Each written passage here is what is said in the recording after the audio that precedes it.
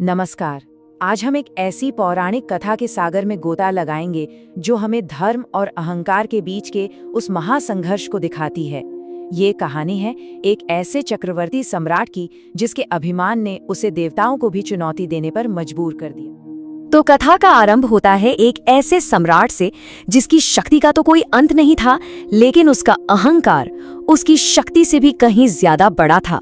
सोचिए, सतयुग का समय था और पृथ्वी पर राजा वज्रकेतु का एक छत्र राज था। जैसा नाम वैसा ही उसका प्रताप। उसकी सेनाएं अजेय थीं, उसके खजाने सोने चांदी से हमेशा भरे रहते थे। शस्त्र हो या शास्त्र, कोई भी उसके सामने टिक नहीं पाता था। धीरे धीरे उसे ये विश्वास हो गया कि तीनों लोकों में उसके जैसा कोई दूसरा है ही नहीं। और फिर उसके मन में एक बहुत ही खतरनाक ख्याल ने घर कर लिया कि मेरी शक्ति ही मेरा धर्म है। वो खुद को विधाता से भी ऊपर समझने लगा था और यही अभिमान उसके पतन का कारण बन रहा था। लेकिन जब जब अहंकार अपनी सीमाएं लांघता है, तब नियति किसी न किसी रूप में दरवाजे पर दस्तक जरूर देती है। उस राजसभा में भी नियति ने एक दिव्य पुरुष को भेजा, राजा का भ्रम तोड़ने के लिए। जरा उस दृश्य की कल्पना कीजिए।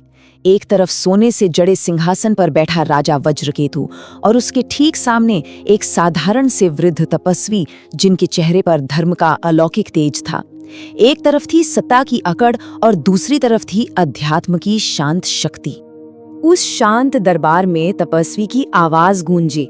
उन्होंने बड़े ही शांत पर मजबूत स्वर में कहा, राजन, याद रखना, शक्ति का अहंकार ही इंसान का सबसे बड़ा पतन है। बिना धर्म के शक्ति अंधी हो जाती है और सिर्फ विनाश करती है। ये सुनना था कि राजा जोर जोर से हंसने लगा। उसका अहंकार गरज उठा, अगर तुम्हारा ये धर्म इतना ही ताकतवर है तो मुझे रोकता क्यों नहीं, मुझ पर लगाम क्यों नहीं लगाता? देखिए तो सही, उसने सीधे सीधे धर्म को ही चुनौती दे डाली। राजा को क्या पता था कि उसकी ये चुनौती किसी इंसान ने नहीं बल्कि स्वयं परमात्मा ने सुन ली थी। और उस रात धर्म ने अपना असली रूप दिखाया। उसी रात राज्य पर मानो प्रलय आ गई। आसमान में ऐसे काले बादल गरजे जैसे पहले कभी किसी ने न सुने हों। बिजलियां कड़क रही थी और धरती थर थर कांप रही थी। ऐसा लग रहा था मानो स्वयं धर्म क्रोधित हो उठा हो। और उस भयंकर तूफान के बीचों बीच महल के ठीक सामने एक ऐसा दिव्य प्रकाश फैला जिसकी चमक के आगे हजारों सूरज भी फीके पड़ जाएं। और उस रोशनी से हाथों में शंख, चक्र, गदा और पद्म लिए स्वयं सृष्टि के पालनहार भगवान नारायण प्रकट हुए। भगवान विष्णु की गंभीर आवाज पूरे ब्रह्मांड में गूंज उठी। हे वज्रकेतु, मैंने तुम्हें शक्ति दी थी, अहंकार नहीं। हमेशा याद रखो, जब शक्ति धर्म का रास्ता छोड़ देती है तो वो सिर्फ और सिर्फ विनाश का कारण बनती है। कहते हैं परमात्मा का एक वाक्य ही काफी होता है। राजा के अहंकार का वो विशाल किला बस एक पल में रेत की तरह ढह गया और देखते ही देखते सब खत्म हो गया। कहाँ थी वो अजय सेना, भाग खड़ी हुई। कहाँ था वो सोने का भंडार, राख बन गया।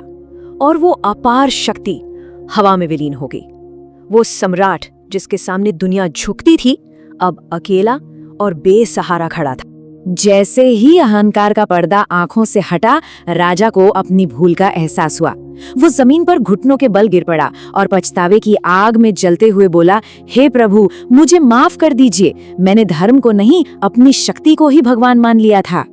और राजा के इसी सच्चे पश्चाताप से ये कथा हमें एक ऐसे अमर संदेश की ओर ले जाती है जो हर युग में हर इंसान के लिए सच है। राजा के पश्चाताप को देखकर भगवान विष्णु मुस्कुराए। उन्होंने उसे आखिरी ज्ञान देते हुए कहा, राजन, सच्चा विजेता वो नहीं जो दुनिया को जीतता है। सच्चा विजेता तो वो है जो अपने अहंकार को जीत लेता है। और बस भगवान अंतर्ध्यान हो गए, लेकिन वो अपने पीछे एक बदला हुआ इंसान छोड़ गए। राजा वज्रकेतु अब वो पुराना वज्रकेतु नहीं था। उसने अपनी बाकी की जिंदगी धर्म, न्याय और विनम्रता के रास्ते पर चलने का संकल्प लिया और अपनी शक्ति का इस्तेमाल प्रजा की भलाई के लिए किया। तो इस कथा का सार क्या है? बहुत सीधा सा है। धर्म के बिना शक्ति सिर्फ विनाश लाती है, और जब वही शक्ति विनम्रता के साथ जुड़ जाती है तो वो पूरी दुनिया का कल्याण करती है। और आखिर में ये कथा खत्म होती है, लेकिन हम सबके लिए एक सवाल छोड़ जाती है